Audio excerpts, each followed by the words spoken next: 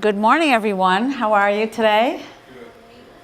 I am Professor Marlene Pollock. I'm a history professor here at the college, although I teach in the New Bedford campus. Any New Bedford students here? Oh, I'm depressed. I love New Bedford students.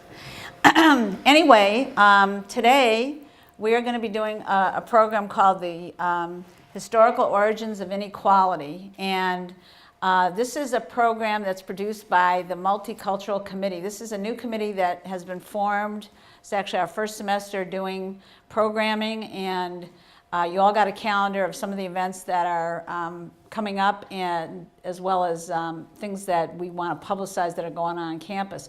The purpose of the committee is to promote understanding and respect. It seems like in our country today there's a lot of division and polarization, and so this committee's charge is to bring up issues to the student body so that you can have a different perspective. And that's my job here today, and I start out with this very controversial slide.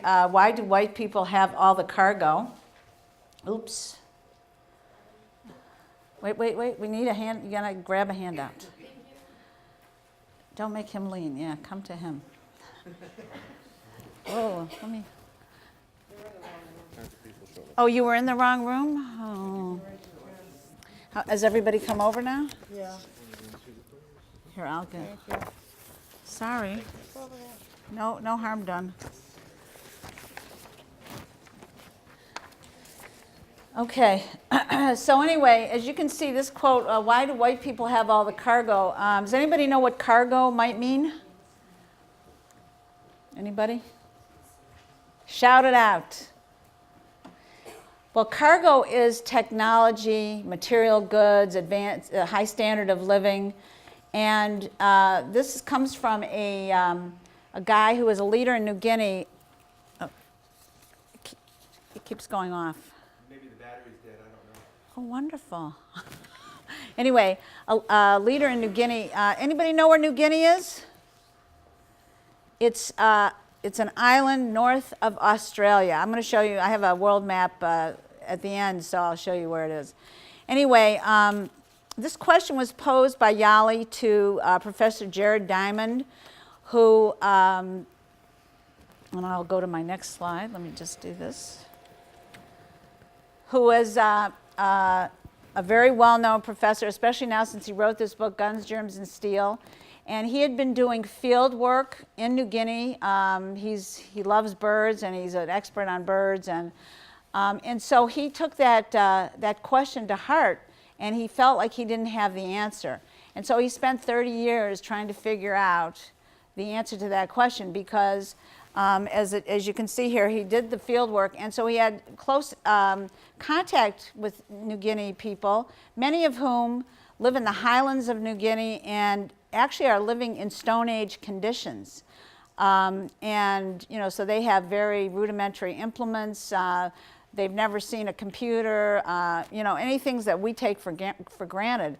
And he knew, because of his experience working with them, that they were very intelligent. And, why is it that they, are ending up so poor and without modern conveniences and so forth, and other people are so rich? So, and this is the answer that he has found. Those environments that favored large-scale agriculture powered by animals produced successful states and empires.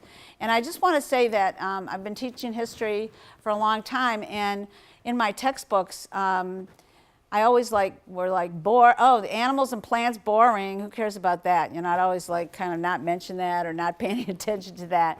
And it turns out this is the basis of successful civilizations. And I just want to define it. If you guys, I don't know if people are taking notes, but civilizations have very specific definition. It's a state of human society in which you have surplus agriculture. And once you have surplus agriculture, that means that not everybody has to farm. People, you have enough extra food that people can work full-time on developing metal tools and weapons. They can work full-time on developing ceramics and artistic things. They can work full-time on developing textiles. And they can work full-time being the king or soldiers. So it's, the answer to his question was those people who had large-scale agriculture powered by large animals were the ones that were very successful. Okay. And I just want to say one thing also about him. If you noticed, and I should go back to that slide, he is a scientist in human physiology and evolutionary biology at UCLA, so he's not a historian. And historians have certain theories, and oftentimes if you have somebody from outside the field, any field, whatever it is, they can see things that maybe the people immersed in the field can't see. In other words, think outside the box. So he is a scientist at UCLA, and he used a lot of his scientific knowledge to basically answer this question. Okay, and one of the things that he starts out, and I highly recommend if anybody is interested in this, and some people might say, oh, I'm not into history or whatever, but he has a book called Guns, Germs, and Steel. It's only $19.95 at your local bookstore. It is a wonderful book. He's got a great sense of humor, very entertaining. One time I was on a plane and somebody said to me, well, as a historian, what book would you recommend? Well, if you could recommend one book to read about history, which one would it be? And I said, this one. This is the book, because he lays the basis for human development and human conditions in such a way that it really answers questions about everything. One of the things that I think drew me to him is that it's hard to explain why it looks like Caucasians seem to be doing so well and people of color have a difficult time. And this is in the world and also in the country as a whole. And one of the things that he is very clear about right from the get-go is to reject racist answers. And some people might say, well, there's not racism anymore. But really there is. Some people are getting even bolder about it, but it's always been an underlying theme that somehow people of color are less intelligent than white people. So this would explain why they do better, right? Well, cognitive psychologists have been researching this question for years. They have not come up with one difference. We are all Homo sapiens sapiens, which means we all have the same brain. Their intelligence is randomly distributed throughout the population. So to say one group is more intelligent than another, it just doesn't make sense. We all have exactly the same brain. We are the same species. We actually are one race. We're the human race with physical differentiation. But that's why we can all have children together, because we are the same species. If some of us were Neanderthal and we tried to have children with them, our children would not survive. The other thing about him is that I think he was very apt to answer this question is because he spent a lot of time with New Guineans who are dark-skinned people, and he was in the jungles of New Guinea, doing his bird watching thing, and what he found with them is that they were extremely intelligent. As a matter of fact, he says they are more intelligent than Americans. And the reason he says that is because they have to work harder to survive. So in fact, if you are kind of, not one of the, and I talked about intelligence being randomly selected, if you're not one of the smartest people, then you might get eaten by some wild animal because you didn't take the steps necessary to protect yourself. So he says that the people in New Guinea are extremely intelligent. And he even contrasts New Guinea children with our children because, we stick our children in front of television sets instead of getting them to really apply their minds. And he says in New Guinea, the kids in the highlands and in the jungles, they use their wits all the time. And for us, in industrial societies, how do we survive? We go to the supermarket and buy food, right? It doesn't take a rocket scientist to do that. But if we were in a very difficult environment, it would just lend itself that those people who had the best way of handling that environment would be the ones that would survive. Okay, and environmental explanations are not new, but what he does, which is new, is to look at all these scientific fields, and I have to be honest with you, I don't know a lot of them. I'm not a scientist, but human genetics, molecular biology, biogeography, all of these things are newer fields, and they have a lot of expertise and research behind them, and they're taking our understanding of plants and animals and disease to a higher level than ever before. Linguistics, is the study of language, and so that's, a lot of people are studying the roots of where people came from, which you can actually find out in your in languages, and of course, new archaeological finds and the histories of technology, writing, political organizations. So he says it was time for a new look at environmental explanations. And he also, the other thing about him, which I think is very cool, is that he asked these questions that nobody has ever asked, that I've run into as a historian. Why were the Europeans, rather than Africans or Native Americans or Aboriginal Australians, the ones to end up with guns, the nastiest germs, and steel? Or, to put it another way, why didn't Native Americans or Africans conquer Europeans rather than the other way around? Why did it happen this way? And the question, once you ask a certain question, then it opens up a whole bunch of new thinking. Okay, and what he basically says is that there are three ultimate factors. And the first one is food production arose with domestication of indigenous crops. In other words, if you are in an area where there are very good, high-protein wild species, then what people did once, game started to run out, was they looked around and they said, we're going to farm these crops. And the Fertile Crescent, everybody knows where the Fertile Crescent is? In Iraq, present-day Iraq, in the Middle East. That area, which is the first civilization, arises there, and of course nobody ever explained why, is it because they had the most easily domesticated crops that had the highest protein, okay? So if, they had emmer wheat, we're going to have a list of those crops actually, but so they were able to just like eyeball these crops, shake them loose, they had big seeds, throw them out, and they grew very easily, they were easily stored, and for years. So this was a great find for them. It wasn't like they invented these crops, it was just that they existed, and so they were able to farm them, okay? And this kind of production only arises in certain areas. The best one was the Fertile Crescent.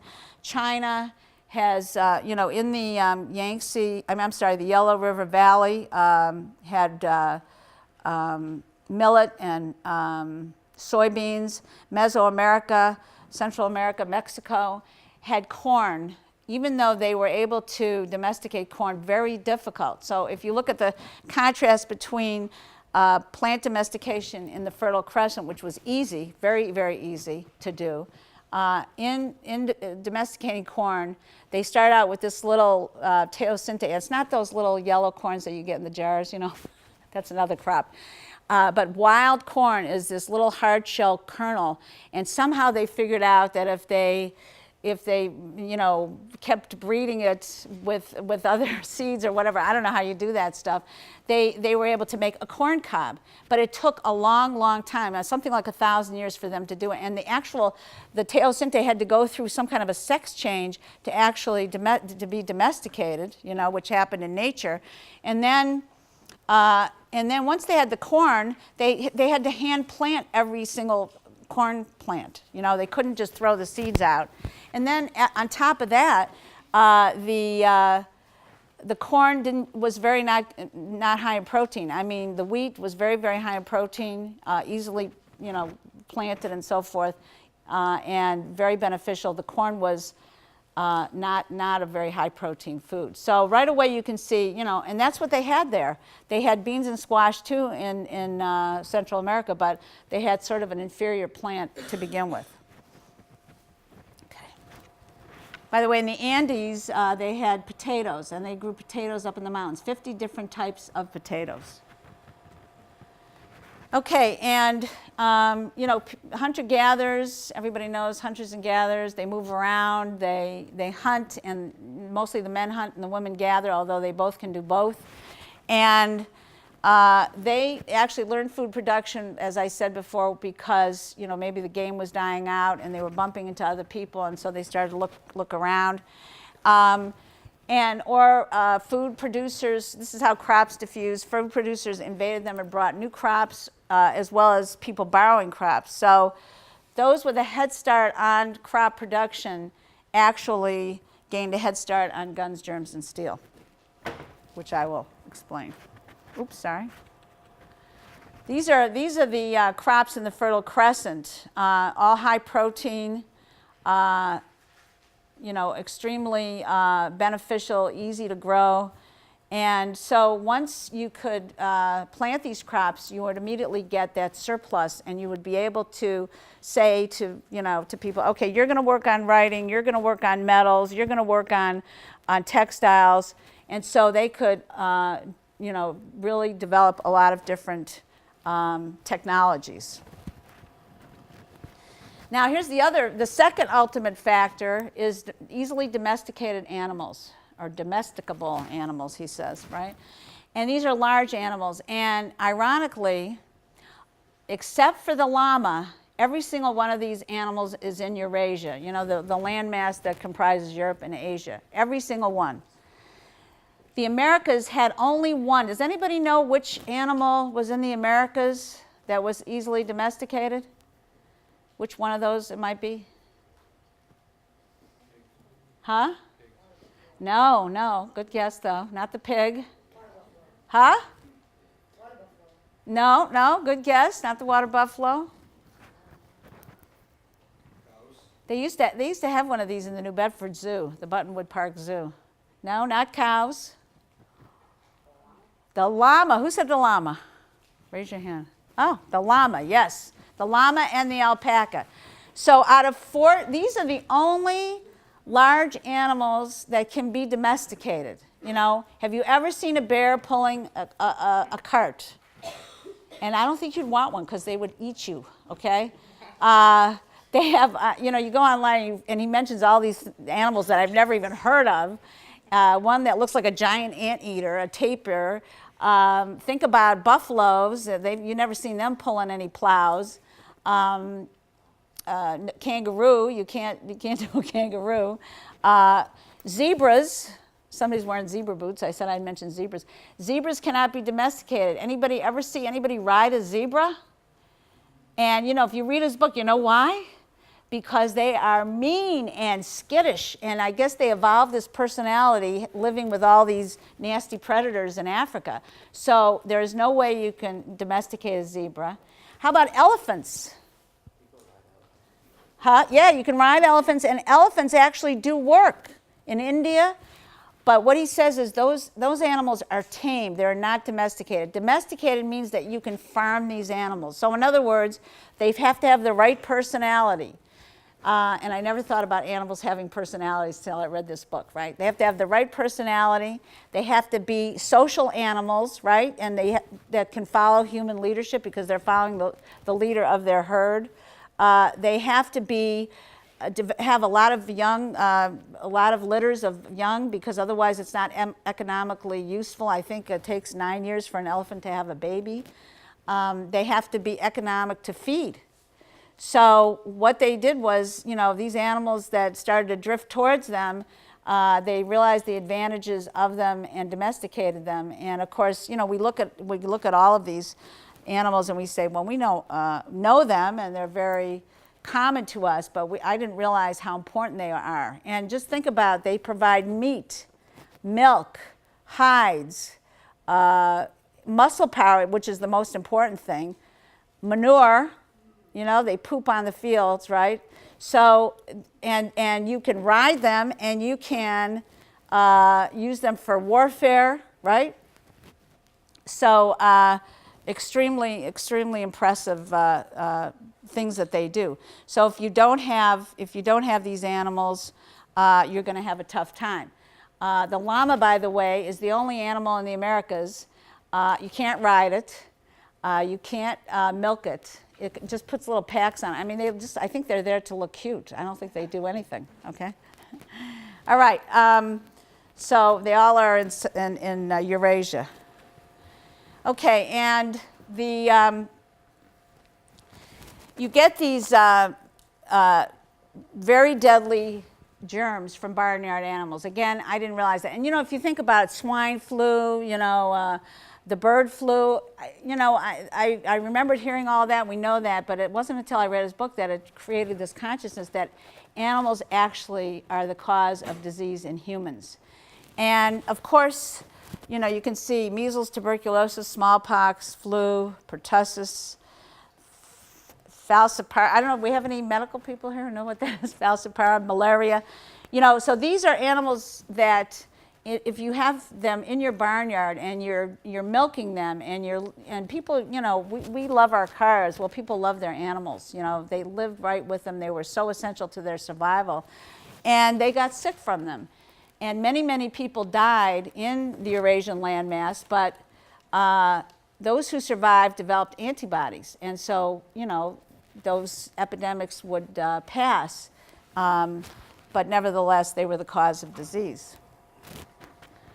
And these are the diseases that evolved from animals. And, you know, a lot of them are very recognizable. Measles. How many people have had measles? Right. Now, that's not because you had, just 2 of you? That the rest of you haven't had measles? God, when we were growing up, everybody had measles. Honest to God, nobody's had measles here? Oh, wow. That's incredible, see? That's incredible. So, yeah, smallpox has pretty much died out. But flu, you know, we're all afraid of flu. And everybody get their flu shots? I don't get flu shots, but. Okay, so this is a slide, you know, I was hoping to get some biology classes in here. But this is animal to human contact, very rare, can happen. If you have pets, sometimes you can get a disease from your pet. But what happens to germs is that they will evolve in order to be picked up by people. You know, and Jared Diamond is very cute. And if you read his book, he just has a great sense of humor. He says, put yourself in the germs position. What do they want to do? They want to spread their germs, right? They want to spread because that's how they survive, you know? And so they, evolution derived sneezing. You sneeze, all the germs spread. You cough, all the germs spread. They evolved hitchhiking on fleas and lice and ticks as a way of spreading themselves. And over time, you know, they actually can be spread from people-to-people contact. And we know that, you know, in the swine flu, remember everybody was sneezing in your elbow, don't touch anybody. Everybody's using the antibacterial soap and liquid or whatever that stuff is. And then, of course, you have animal pathogens that establish themselves in humans, like Lyme disease. Where does Lyme disease come from? Anybody know? Deer ticks, yes. And AIDS. What was the origin of AIDS? Yeah, a diseased monkey in Central Africa, which was brought over by an airline steward flying on a plane. I mean, it's just incredible how and this is the story of germs. Okay, so, and actually, I'm just going to, you know what, I'm going to play my movie, which I almost forgot to play here. I have a little clip from National Geographic did a movie on how do I do the movie? I forgot. Oh, Escape. Thank you. Anyway, this is a clip, and let me just set it up for you. Now, see, I don't do technology. That doesn't mean I'm dumb. Wrong generation. But anyway, you're going to see a clip of the interaction between Francisco Pizarro of Spain and Atahualpa, the Incan ruler. Now, anybody know what happened in that encounter with Pizarro? Anybody heard of that? No? Well, yeah, the Pizarro overtook the Incan Empire. And the thing that's very weird about this is that he had 168 men, and he conquered and killed 7,000 Incas and took over their empire. And, you know, when you hear that, what would you think right away? Well, that's a good way to think. But, you know, a lot of people would think, oh, yeah, wow, the Spaniards, they were really superior. They were superior, okay? And the Incans, they were backward. What the hell is wrong with them, you know? And, of course, that's what the Spaniards thought, you know, that, wow, we're we're the man, you know, and I'm sure the Incans felt very depressed as well. Okay, so we're going to watch this clip and discuss it. Ooh. So I can turn out the lights because we have, it didn't work. Oh, that's right, sorry. Thanks God for all you folks.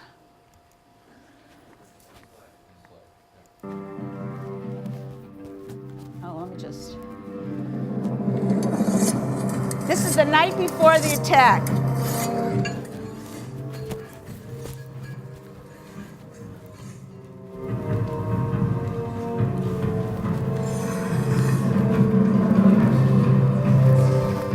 want to make it big. How do I do that? How do I make it big? Huh? Bottom right, there's a little square with an arrow on Yep, side. hit that. And it'll go full screen.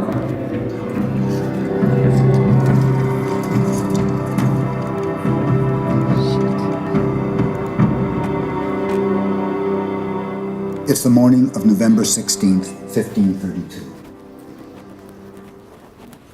Atahualpa has agreed to meet the Spaniards in the town of Cajamarca and sends his entourage ahead of him.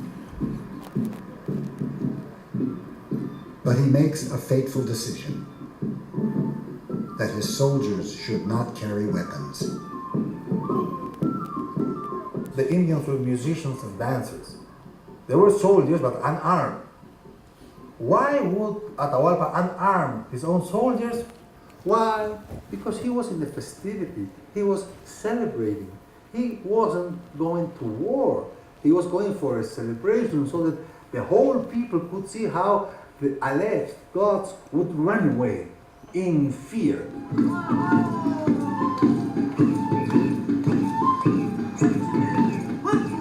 The fact that some people believed that the Spaniards were gods would play better in the hands of Atahualpa's purpose. If I know they are not gods and I defeat the gods, then of course everybody will be with me. But what if I defeat the gods with no show of force at all? I am beyond the gods.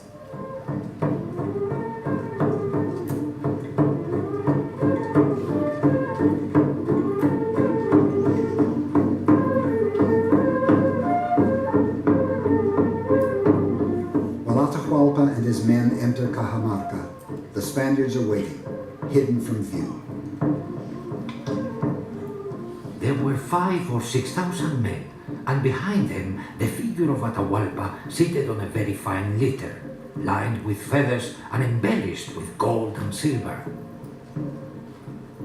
Many of us pissed ourselves out of sheer terror.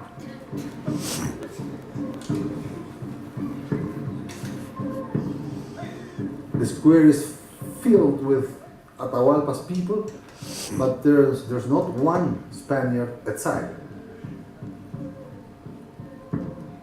Atahualpa asks, "Where are these dogs?"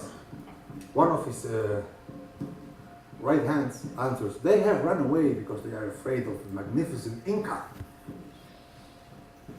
Of course, the whole crowd listened to this and believed that this was the case. Me presento ante vosotros en nombre de la cristiandad. Pizarro sends out his priest to confront Atahualpa. Para enseñaros el camino de la verdad.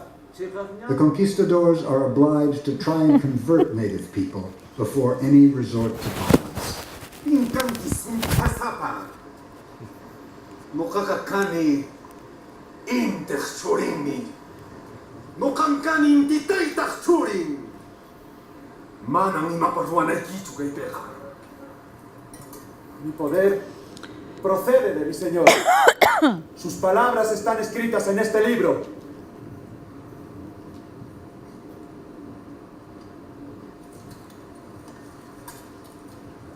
Imankaiki. Atahualpa has never seen a book before. He doesn't know what to do with it. Imankai. Manang imapaschu kaeka. Manang rimas kaiki kaipi kanchu. ¿Cómo te atreves, indio perro? ¡Salgan españoles! ¡Destruyen a estos perros que no respetan las cosas de Dios. ¡Santiago a ellos!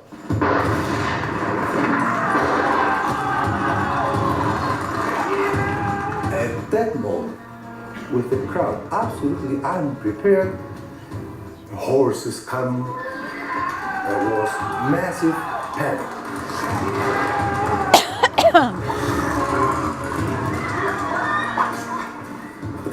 Just imagine the scene in Cajamarca. The Incas hadn't seen horses before, and these aren't ordinary horses, these are Spanish horses. Fierce, big, fighting horses. They could get in amongst men, they would trample men, and they made the most excellent platform. From the horse, you could stab down to the left, stab down to the right, you could cut, you could scythe, hacking all about you.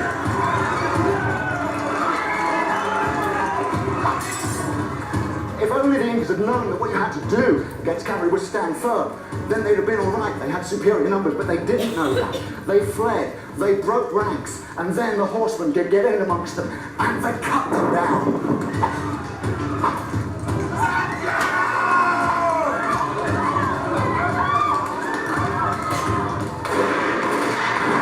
There was an Inca god called Viracocha, and he was a white man, and he was the god of thunder. And they thought these men with their arquebuses were the very incarnation of Viracocha.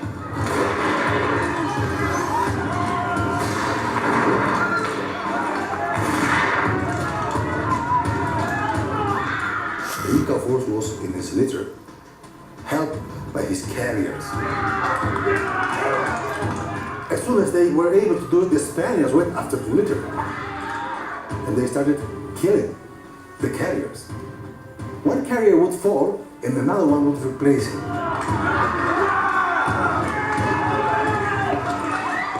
Only at the very, very, very end of the tragedy, the litter started to move because there were no more carriers left.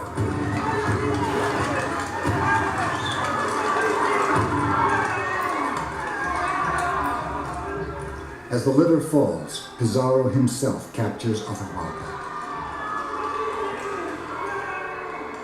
His plan has worked to perfection.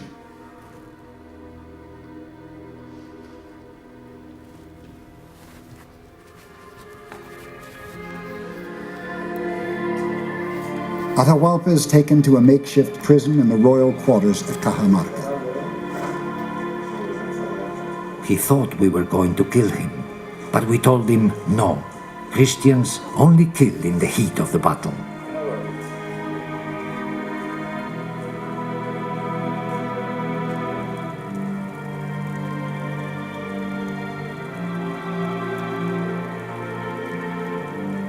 Outside, thousands of Incas are dead. The rest of the army has retreated to the hills. In spite of a massive imbalance in numbers, Spanish horses, swords, and strategy have proved decisive. But the Spaniards possessed another weapon they didn't even know they had.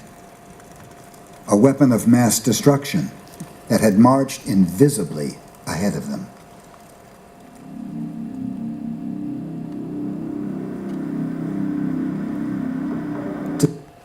Okay. Oops, escape again or no? How do I get back to escape again? Ooh. I just pressed it. Okay, what about?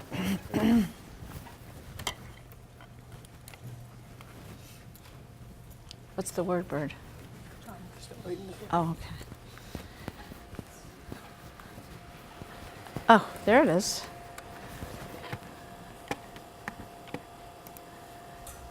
Okay, and then Biggie.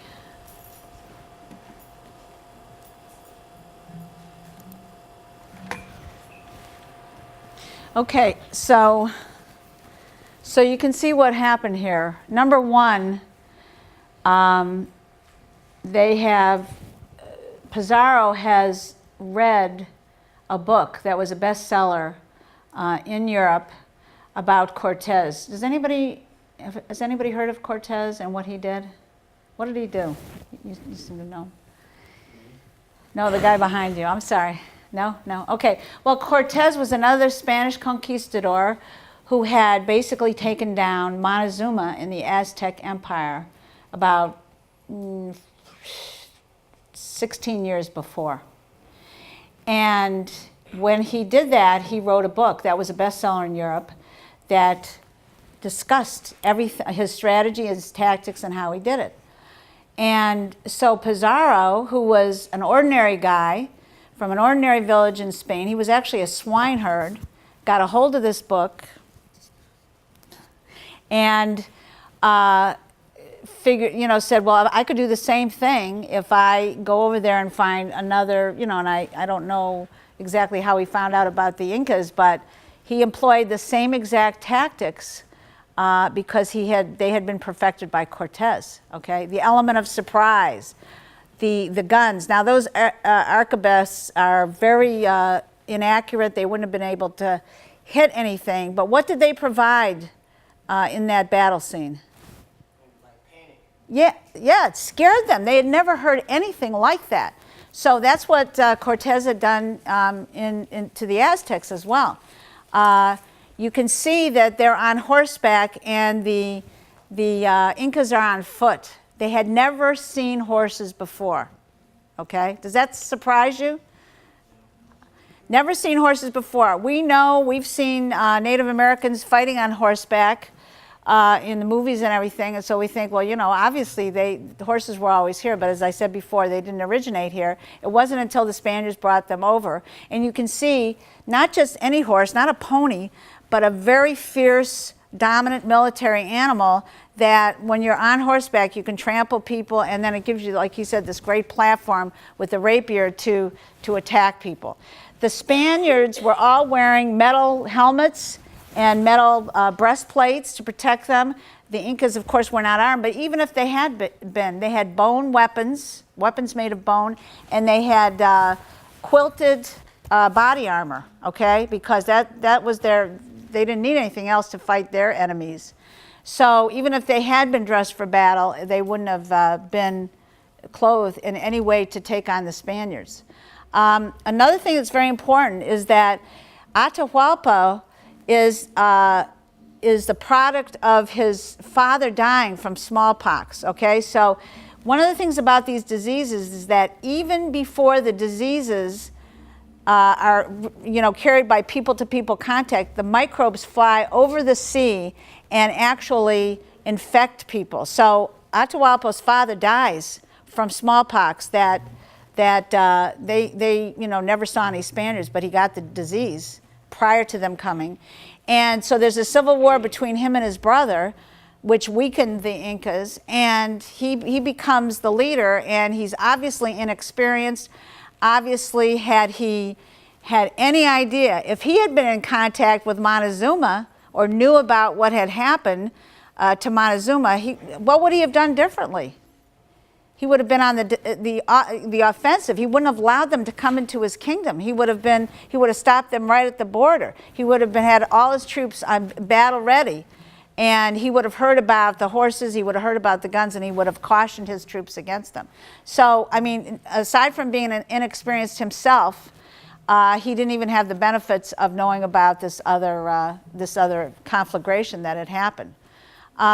So here we have the proximate factors. So he calls the ultimate factors, the plants, the animals, and we'll talk about the access as being able to create societies in Europe and Asia that were very dominant. They had iron tools, which the people in the Americas did not have. They had writing, which most of the people, certainly the Aztecs and the Incas did not have writing.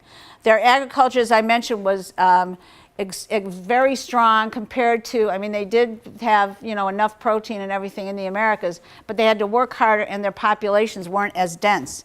In Eurasia, and this is a third factor he talks about, the continents, and I have a map which I'll demonstrate this, but the continents in Eurasia go east and west. So you have trade routes, you have a great mixing of technologies. China, for example, invents printing and paper and ink and moves it across Asia. The Arabs pick it up and move it into Europe. So there's lots of contact back and forth. And so any technology that's advanced can be shared and can be improved. They have animal muscle power, which we mentioned. So the result of this in 1492, in Eurasia, you have 7 very large political states that have big armies, lots of soldiers, lots of weapons, ocean-going ships, and they are on the verge of industrialization. They are doing handcraft production, but they're going to be able to develop machine power very soon. And dense populations that have been infected with germs and have survived them, okay? One thing I wanted to mention is why did the Europeans end up going to the Americas in the first place was that they were overpopulated. I mean, they were incredibly overpopulated. How many people have heard of the Black Death? Okay? The Black Death demonstrated Europe's vulnerability. They were overpopulated, and when this disease came through and killed a lot of them, it's because they had famine. They could not feed their own people. That's the reason they took to the high seas, was to get more land in order to feed their people. And so that was a factor that, unfortunately, the Native Americans had plenty of land and didn't need to do that. Okay, in the Americas in 1492, you had agriculture, productive but not as productive as Eurasia. You have a north-south axis, you know, so as I mentioned, here's Atahualpa, doesn't even know what happened to Montezuma, is not in contact with the Aztecs, doesn't even know the Aztecs exist, right? The llama, which is originating in the Incan Empire, the Mexicans never know about the llama. So you can see there's barriers between, ideas passing back and forth, whereas in the other continents, ideas are passing east and west. The other thing is agriculture. North-south continents mean that plants cannot shift as easily, move from one place to another. Why would that be? Like if you are domesticating corn in Mexico, in the Mexican Valley, it takes 1,000 years for that corn to move up to New England. Why do you think that is? Yeah, the weather. The sunlight is different as you move from one latitude to another. The length of day, the actual seasonal rains are different. So they have to work very hard to reconfigure that corn crop so that it can move north and south. Whereas in Eurasia, it can move east and west without any change in the crops at all. So all of those great crops get domesticated in the Middle East and then move to Europe without any problem. And so Europe picks up agriculture way faster than they can do it in the Americas. Okay, this is the continental axes that I was talking to you about. By the way, just FYI, here is, here's New Guinea right north of, I wish I need a pen or something. Anyway, here's New Guinea north of Australia right here. And you can see the continental axis, east and west over here. Africa also has a similar north-south axis. So that Africa, there are a couple of crops that are domesticated below the Sahara Desert, but those crops have difficulty moving south.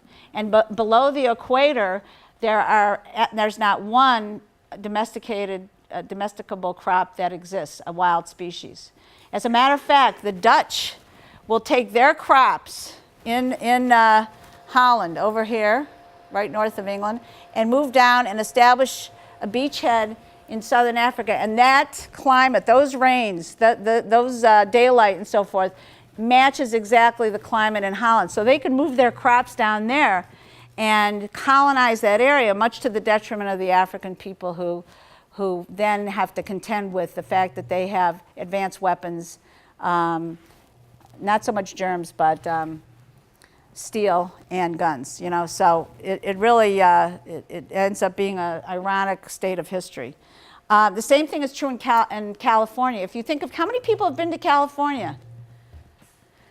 What do you notice? Have you ever been in the valley? What's it called? The Joaquin Valley, south of San Jose. Do you ever go there and go on the road that goes by all these? They're the walnut capital of the world, the garlic capital of the world, the artichoke capital of the world. I mean, they're growing everything in California.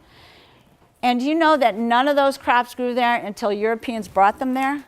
So native people lived there, and they, did hunting and gathering and fishing, but they never farmed because there were no local species to farm. It all had to be brought in by somebody else. So you can have great climate, great weather, and so forth, but if you don't have the species originating there, then you are not going to be able to develop agriculture that gives you all those benefits of writing, steel production, and of course ultimately guns. And they didn't have the large animals, so they wouldn't be able to have the germs. No large animals in Africa, except a waterfowl. That was it, a bird that could be easily domesticated. They did have malaria, and malaria kept out Europeans until they found quinine as an antidote to malaria. But the Europeans still had the advantage. If you read Letters from the King of Congo, the Europeans have, with their advanced technology, are able to intimidate African kings into selling captives in the slave trade. And so this is a huge attack on the African economy because all these young people are picked up and sent to the Americas, and it depopulates Africa and hurts their economic development. So you can see, if this map was turned, and if the people in Africa had an east-west axis and had locally produced, very advanced cereal grains and large animals, they would have been the ones who would have developed all these advanced technologies and been dominant, and possibly invaded those other areas where the white people lived, where they didn't have anything. So that's it. Any questions? Questions? Oh, we're having like the drum roar here. Questions? No, don't leave. You can't leave. You can't leave till 1:15. I'm going to hold you here. Questions? You got to ask some questions.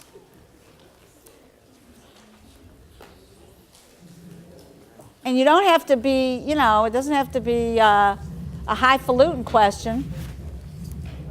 Do you think do you think the theory makes sense? Yeah. Why? I just think there's most of the boundaries northwest, more mountains that way. Say that again, I'm sorry? Look at the map that you have there. There's more mountains north to west than there is north to south than there is east to west. You mean as far as barriers? Yes. Mountains and jungle, that was really made it difficult for them to communicate with each other. And I think, if I think the crops are key, because if the crops had been able to move easily, then I think communication would have come after that. Once you get crops from people, you say, oh, let me go back and see what else they got, Crops are, the key to life. Anybody else have a comment? Does this make sense? I see all these young people. Mrs. McGee? Professor McGee? I have several, quite a few of my students here. I was in the last presentation because I have students from my literature classes here. And one of the questions that I had posed to Professor Pollack was, it's interesting that we have this sort of scientist who's come up with the historical. Is this better? Yeah. We have this scientist who has come up with these historical origins of inequality, and yet we don't have a lot of historians really with widespread embracing of this theory, and it's relatively new. It took him basically 30 years to evolve, and even Professor Pollack indicated it's not in this history textbook that she now uses and likes. And it reminded me of sometimes the barriers that we even have in the academy, thinking that we're the experts in our field, we know what's going on, and that there isn't really this interdisciplinary approach. And I think this multicultural presentation is really helpful and informative for us to recognize that we have to incorporate multiple perspectives in our teaching, and that we learn. I don't know what I did. You got, no, it just the battery's going out. That's what he said. Yeah, go ahead. Hello? But let me try to use my teaching voice. That we really learn about not just history, but about all kinds of issues from being informed across the disciplines. I teach literature from a perspective that talks about characters, poetry, situations in a context that is impacted by history, economy, geography. And I wasn't sure when I brought my classes to this presentation how it was going to connect, but I was excited about the topic. I think it is definitely appropriate, but I think it's also mindful of the way all of us, professors, experts, geologists, archaeologists, linguistic people, and historians understand that there's a huge body of knowledge out there that we all need to connect to. And I thank the Multicultural Committee and Professor Pollack and others who are doing this to help us broaden our own views of what works in the classroom and what is important for our classes.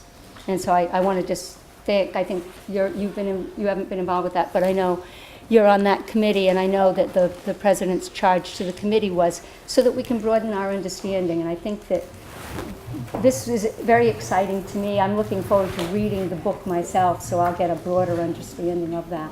So thank you, Marlene. We also have the movie in the library, which I believe circulates, and the movie's, you can tell it's very well done. And he does this whole thing on how Eurasia developed the rapier, what kind of work went into that, the developing of that sword, and how the technologies went all across Eurasia in terms of metal development. And then, of course, the horse breeding, you know.